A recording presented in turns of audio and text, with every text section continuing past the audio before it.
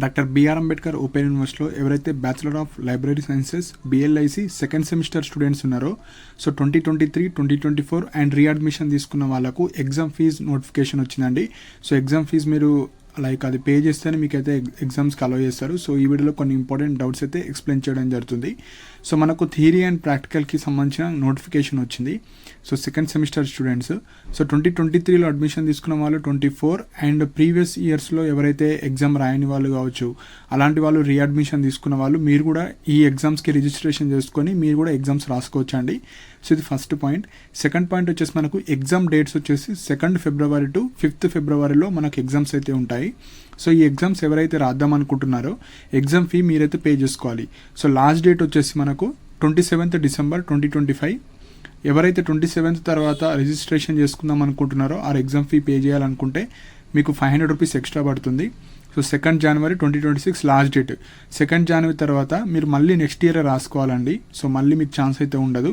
So ఎవరైతే ఈ batches వాళ్ళు ఉంటారో 23, 24 అండ్ రీఅడ్మిషన్ స్టూడెంట్స్ మీరైతే రిజిస్ట్రేషన్ చేసుకొని ఎగ్జామ్ అటెంప్ట్ చేయాలి.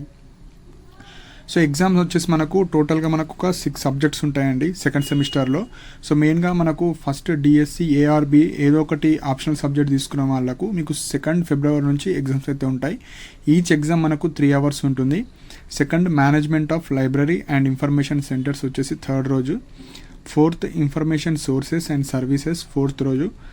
4th ఎగ్జామ్ వచ్చేసి library cataloguing theory and practice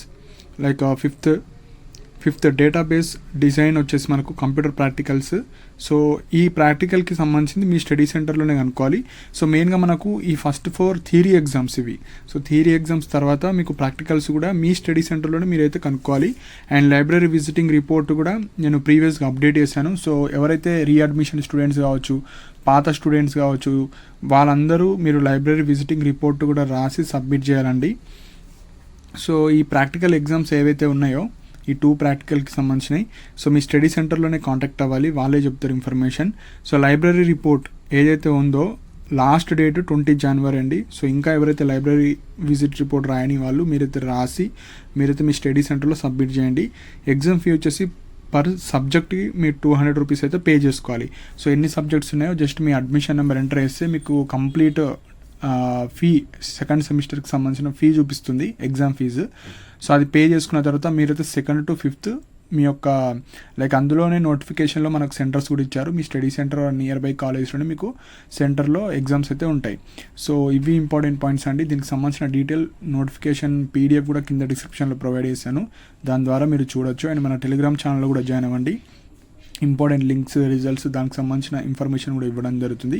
దానికి సంబంధించిన లింక్ కింద డిస్క్రిప్షన్లో ప్రొవైడ్ చేశాను. అండ్ ఇలాంటి అప్డేట్స్ కోసం మన ఛానల్ని సబ్స్క్రైబ్ చేసుకోండి. And thank you for watching my video.